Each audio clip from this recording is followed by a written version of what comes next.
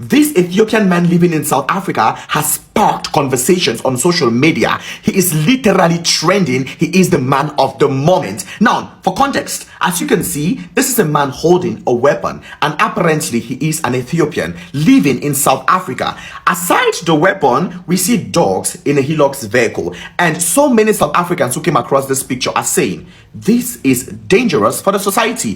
Who is he, and who gave him the permission to display, a weapon like that on social media? They want him repatriated back to Ethiopia. They want him back home. And there is another side of social media saying that he deserves to have the weapon because things are literally going south in South Africa right now, and he needs to protect himself. He needs to protect his shop from whosoever. So this is literally going on social media. People don't even know if this is a real person or if it's a fake person or if it's AI and stuff like that. But South Africans are saying, if and only if he is a real person, then he needs to be sent back home because there is so much crime in South Africa, and South Africans claim that a good number of these crimes are committed by illegal foreigners. Right now, no one is calling him an illegal foreigner, but he is a danger to the society, allegedly.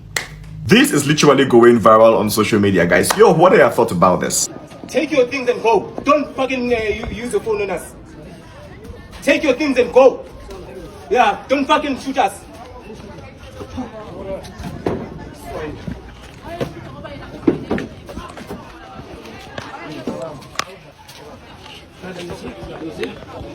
Ethiopians besine meeting no SAPS zikhala ngoba ziyaluthelwa ishops zazo zithi ku SAPS makayeke usebenzisa rubber bullets xa edubula iSouth Africans eziluthayo nezimoshayo.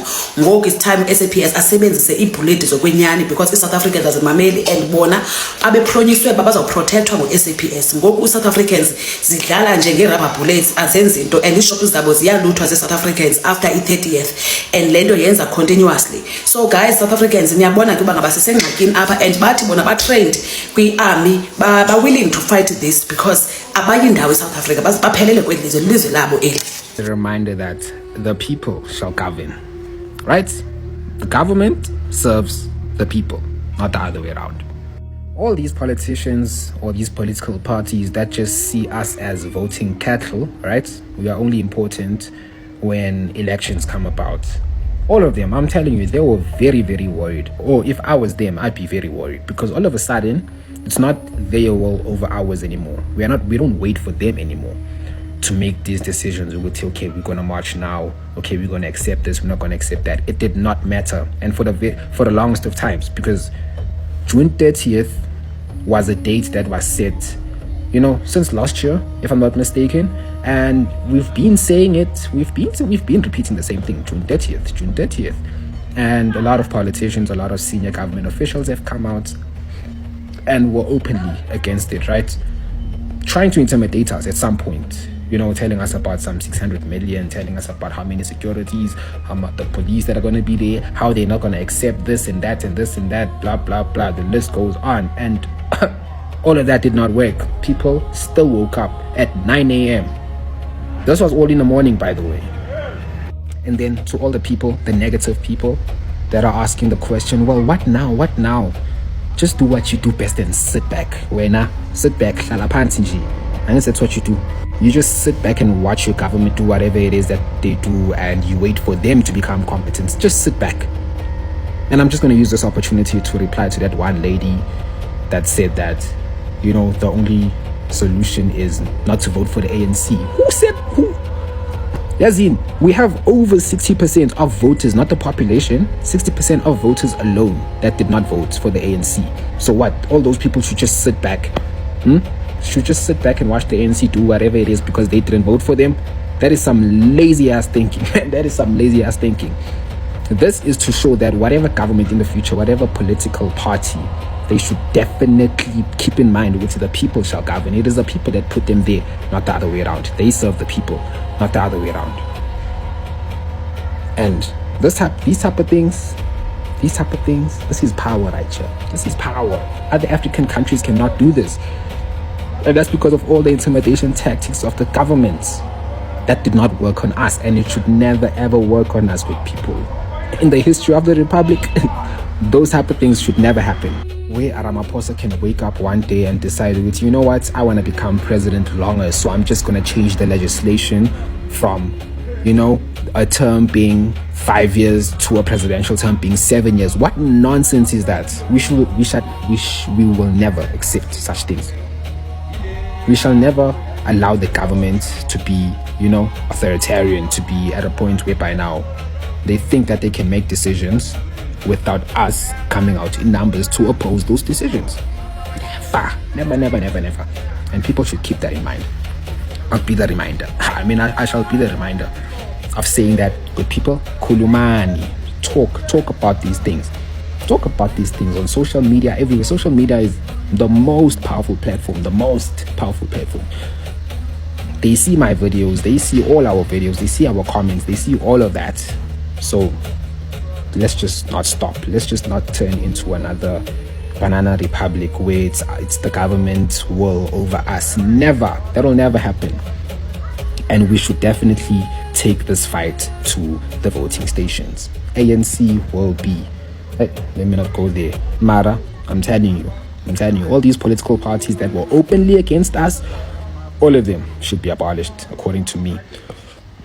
Is that the right word? Abolished? I don't think that's the right word, but don't vote for them. South Africans are evil. South Africans are wicked. We will deal with South Africans. Oh, they don't like foreigners. Shut up. Keep your mouth shut. Can you fight someone who is beyond you? You cannot fight who is beyond you. Who passed you. Who is beyond you is already beyond you. All you need to do is to learn from South Africa. Because currently, at the moment, every other African countries must emulate South Africa. They have to learn from South Africa. Because this country, particular country, is beyond all of you. You understand what I'm saying? It's ahead of all of you. South Africa is a little Europe in Africa. So you must know that. So why you are only looking at the negative perspective of the protest. The protest is sending more positive messages than the negatives. You understand? It's about sending messages to every African leaders. They should start thinking about liberating their people, developing their nations. That is what the protest is all about. It's not about hating one another. It's not about, South Africans hating other Africans. See, let me hear a word. How long will you continue to pamper a child? You can't continue to pamper a child. Everything has seasons. South Africa, they've tried.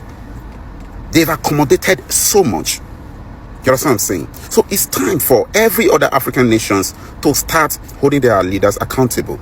We have about 56 countries in Africa. Is it bad if we are all doing good in Africa? And of all these 56 countries, no one is poor. None of the nations is poor in Africa. We have every countries in Africa are rich. Every country is rich with natural resources. So what do you want? If your country is more richer than South Africa in natural resources, then look at where South Africa is. Because they know how to manage their resources, the little they have. Why can't your leaders, or why can't other leaders in Africa emulate South African leaders? You know what I'm saying? We can do even better than South Africa. You understand? We can do even better if we start holding our politicians, our leaders accountable.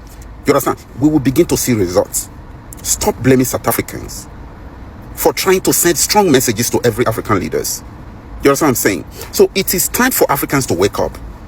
Especially these Nigerian leaders are the most chronic, are the most toxic, are the most barbaric leaders in the world. These are leaders that are satanically inclined, demonically inclined. They suck blood. These are blood suckers. Nigerian leaders does not hear the language of peace. They does not hear the language of protest. They does not hear the language of dialogue. The best language that Nigerian leaders listens to is the language of aggression. They have to be beaten. You beat them like a goat. You understand? If your leader, Zimbabwe, Malawi, Zambia, every other country, Lesotho, wherever you are in Africa, any country in Africa, if your leader, you try to speak to your leader and your leader does not listen to you, or you try to send a message and they are not listening, just like Nigerian leaders, they are not listening to you guys, everyone should revolt against them. Everyone should start a revolution. Seize all their property, burn it down, seize it. Those properties, those luxuries were built with your words. Seize it, burn it down, chase them out of the country, banish them. That is the level we are getting to in Africa. Because it's a shame that if the world want to describe poverty, they want to define poverty, they use Africa as an example. Go and check it. The world, Europeans, Americans, they want to describe poverty. They are teaching people poverty. They want to use people as an example. They use Africans.